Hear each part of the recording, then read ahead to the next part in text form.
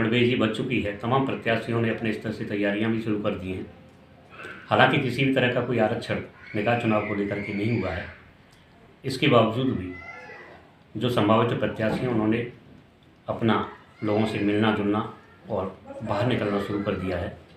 अगर हम टुंडला पालिका परिषद की बात करें तो अब तक ये सीट अनुसूचित जाति के लिए आरक्षित थी, लेकिन इस बार अगर परिसीमन होता है तो निश्चित रूप से यह सीट में थोड़ा परिवर्तन होगा।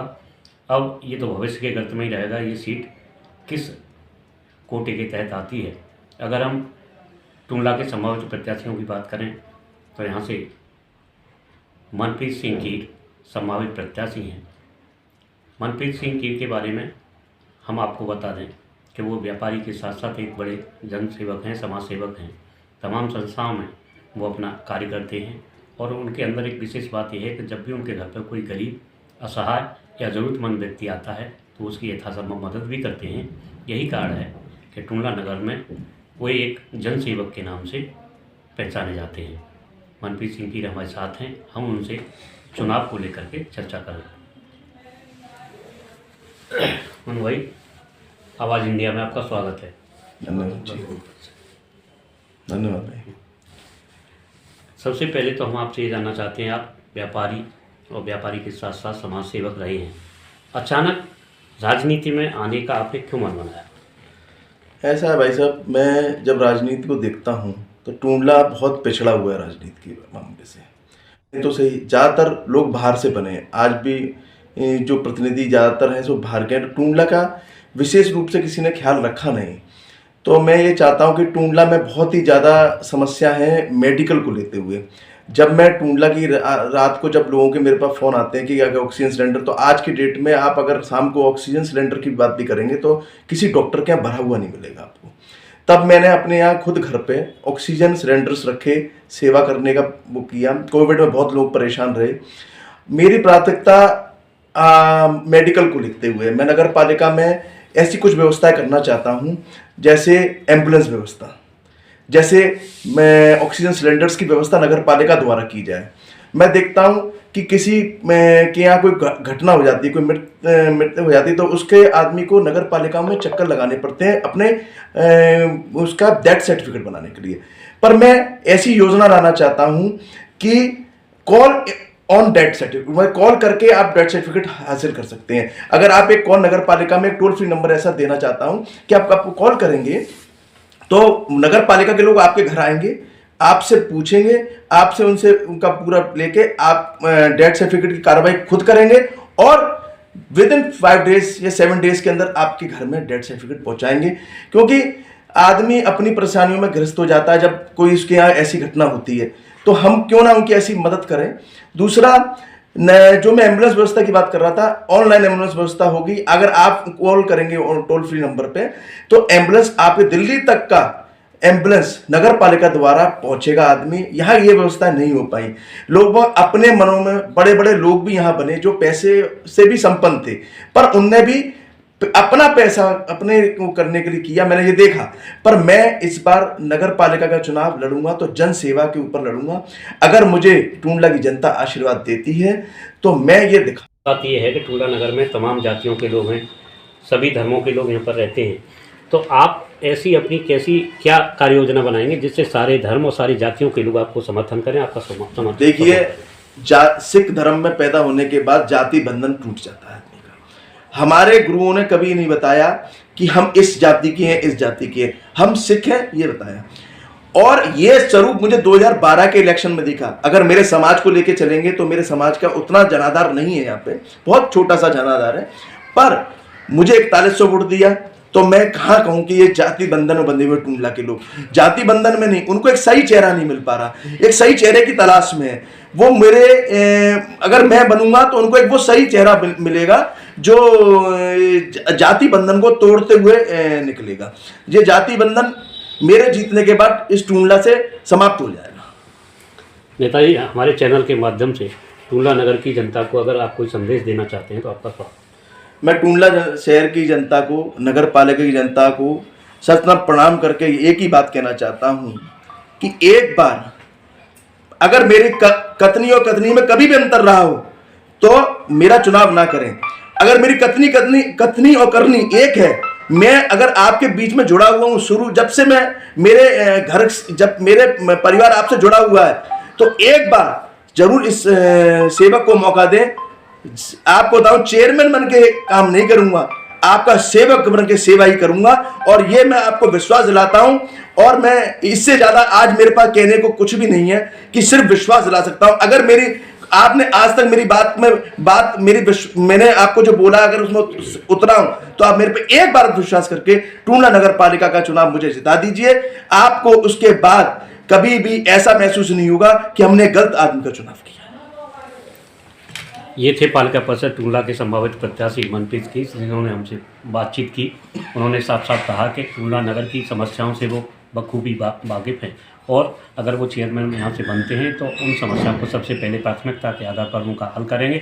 दूसरा, इस नगर में सबसे बड़ी समस्या उन्होंने बताई मेडिकल को लेकर के बड़ी समस्या है, तो उन्होंने यही बताया कि मेडिकल की सुविधाओं के लिए वो फ्री एम्बुलेंस चलाने का काम भी करेंगे। रही विकास की बात, तो विकास को लेकर के उन्होंने कहा कि जहाँ जहाँ विकास की प्राथमिकता पर आवश्यकता होगी उस विकास को कराया जाएगा। उन्होंने ये भी बताया कि जाति और धर्म में उनका किसी तरह का कोई भरोसा और विश्वास नहीं है। वो सभी जातियों को लेकर चलते हैं, और पालिका परिषद के अध्यक्ष बनने के बाद वो सभी जातियों और सभी धर्मों के लोगों को लेकर के साथ चलेंगे। सबकी राय और सबके मशवरे के द्वारा ही नगर की जनता को पूर्ण विकास की ओर ले जाने का काम भी किया जाएगा। अब टूंडला नगर में इस समय जो सबसे बड़ी समस्या हैं वो क्या है? सबसे बड़ी समस्या यहाँ पे एक सीवर लाइन की है। आप देखेंगे पहले जो काम हुए नगर पालिका द्वारा पहले चेयरमैनियों में, उसमें गलियां के से भी बड़े बड़े नाले बना दिए गए, जिनसे असुविधा हो रही है लोगों को। और सफाई व्यवस्था वो व्यवस्था नहीं है सुचारू, कुछ पानी व्यवस्था के पीछे परेशान है। ये सब व्यवस्था है नगर पालिका, चिकित्सा की तरफ, पानी की तरफ, सफाई, ये सब प्रमुख समस्या लोगों के जल निकासी नहीं हो पा रहा, इसलिए सीवर की व्यवस्था है। मैं जब अगर चुनाव में आऊँगा उनसे वादे करूँगा, और उनको जहाँ तक है मैं अपने वादे पूरे करने का प्रयास नहीं करके दिखाऊंगा उन लोगों को कि कैसे काम होता है, लोगों की सेवा कैसे कर सकते हैं, ये योजना है। और दूसरी मेरी एक योजना है, वृद्ध लोगों के 51 लोगों के मैं हर साल नगर पालिका द्वारा फ्री आइज के ऑपरेशन कराऊंगा। जो मोतियाबिंद की बीमारी होती है, बहुत बुजुर्ग ऐसे होते हैं जिनके बच्चे 5,000, 10,000, 15,000, 20,000 नहीं खर्च कर सकते, मैं उनकी व्यवस्थाओं में लगूंगा। मैं लोगों का भी सहयोग लूंगा और नगर पालिका से भी सहयोग करूंगा, ऐसे करके, क्योंकि आज हमारा जो निचला तबका है बहुत परेशान है मेडिकल को लेते हुए। उनकी जितनी मेरे से मदद हो सकेगी, मैं जितनी कर सकूंगा और जितनी करवा सकूंगा उतनी करने की प्रयास करूंगा। अच्छा नेता जी, विशेष रूप से मैंने टूंडला नगर में देखा है कि पानी की जब भी गर्मी आती है तो पानी की एक बड़ी समस्या टूंडला नगर में है, चाहे पालिका परिषद से हो या दूसरे किसी संसाधनों की कमी हो, लेकिन लोगों को जो पानी मिलना चाहिए वो पर्याप्त रूप में मिल नहीं पा रहा है। उसमें क्या कारण है, और अगर आप चेयरमैन बनते हैं तो उसका समाधान कैसे और किस प्रकार से करेंगे? देखिए अवल भाई साहब कि ये व्यवस्था आप जो बात कर रहे हैं बिल्कुल सही है। जब गर्मियाँ आती हैं तो लोगों की लाइनें नगर पालिकाओं में धरने लग जाते हैं कि पानी क्यों नहीं मिल रहा। ये व्यवस्थाएं क्या है कि मैं जो अपनी नज़दीकी से नगर पालिका को जाना हूँ कि जो ये रीचेक नहीं करा जाता। जैसे गर्मियाँ आ रही हैं, हमको इसका रीचेक करना चाहिए कि कौन सी समरें हमारी खराब हैं, उनको चालू करें। कौन से ट्यूबवेल हमारे खराब हैं, अगर खराब है उनकी वैकल्पिक व्यवस्था रखें कि 2-4 समरें ऐसे लगा के रखें कि अगर मान लो खराब होती है तुरंत निकाले, तुरंत डल जाए। ये 2-2, 10-10 दिन जब लग जाते हैं तो पब्लिक परेशान हो जाती है पानी के। और कुछ जगह पाइप फट जाते हैं, पानी अनावश्यक फैला होता है। ये सब व्यवस्थाएं खराब हैं। इन व्यवस्था को सुधारने के लिए एक ऐसे जनप्रतिनिधि को बनना जो उनके बीच में रह के उनकी बात सुन के करे। मैंने देखा कि कोई सुनता नहीं, बेचारे अपनी उसमें लगे रहते हैं। और आप देखिए कितना गुरुओं का मेन उद्देश्य है कि जन सेवा। गुरुओं ने हमें, गुरुओं की जो बाड़ी पढ़ते हैं उसमें यही सबसे बड़ा उद्देश्य है कि जन सेवा। जैसे लंगर व्यवस्था जैसे चलाई उनने, समान व्यवस्था, किसी के लिए ये नहीं कि कोई किस धर्म का है, किस जात का, ऊंच है नीचे, कोई नहीं, सामान बैठ के ये व्यवस्था होगी। ऐसी बहुत सी योजनाएं जो मेरे दिमाग में, एक दिन मैं वार्ड डे लगाऊंगा, मतलब हफ्ते का एक दिन किसी वार्ड में दूंगा अपना, जो वार्ड की समस्या, लोग क्यों हमारे पास आए। जब वोट मांगने उनके पास जाते हैं तो लोग बाग के पास भी हम उनके काम करने जाएं। हम जब वोट मांगने के लिए उनके गली गली उनके पास भटकते हैं तो हम ऐसे उनके काम करने के लिए भी तो भटके। तो हमें फिर उसके बाद हमें लगता नहीं कि हमें आगे अगले चुनाव में किसी भटकने की जरूरत पड़ेगी। लोग हमें चाहेंगे, लोग बहुत ही संपन्न समर्पण, वो उनकी बहुत बड़ी कोई आशाएं नहीं होती पब्लिक की ये आशा होती है कि हम अपने जनप्रतिनिधि से मिलें या जनप्रतिनिधि हमारी बात सुने बस, और उन पे जो जायज व्यवस्थाएं अपनी व्यवस्थाओं में वो काम करे। बस यही मेरा उद्देश्य है इस चुनाव को लड़ने का। एक बार मैं चाहता हूं कि टूंडला की प्यारी जनता जिसने मुझे एक बार मेरी मदर 2012 में लड़ी थी, 4100 वोट दिए थे, मैं उनके ऋण अभी तक ऋणी हूं। और मैं ये चाहता हूं कि अगर एक बार मुझे जिताते हैं तो मैं कभी उनका ऋण नहीं भूलूंगा और उनको कभी ऐसा नहीं महसूस होने दूंगा कि उन्हें एक गलत आदमी का चुनाव किया। अच्छा नेताजी, जैसे मान लो तमाम राजनीतिक दल हैं जो अपने अपने प्रत्याशियों को इस चुनाव में लेकर के आएंगे, आपने निर्दलीय लड़ने का जो निर्णय लिया है, तो आपको क्या लगता है कि राजनीतिक दल से चुनाव लड़ना या निर्दलीय लड़ना, इसमें अंतर क्या है? देखिए, ये नगर पालिका का चुनाव है। जैसे हम लोग गांव की प्रधानी, ऐसे टूंडले की एक तरीके से प्रधान है। आप इसमें निर्दलीय लड़ें या दल से लड़ें, आदमी आपका चेहरा देख के वोट देता है, क्योंकि उसे ये मालूम है कि एक प्राइमरी व्यवस्थाएं जो होती हैं वो नगर पालिका थ्रू होती हैं, जैसे सराफाई, लाइट, ये छोटी जो व्यवस्था होती हैं, ये आदमी को ये चाहते हैं कि ऐसा आदमी बने जो हमारे बीच रह के काम करे और हमारी सुने। अच्छा नेताजी, ये बताओ, जैसे मान लो चुनाव लड़ने का आपने निर्णय ले ही लिया है, अगर चुनाव में आप जाते हैं तो क्या क्या मुद्दे होंगे जो आप चुनाव में लोगों के बीच में लेकर के पहुँचेंगे? मैंने आपको अभी बताया कि मेरे प्रमुख मुद्दे चिकित्सा को लेके हैं।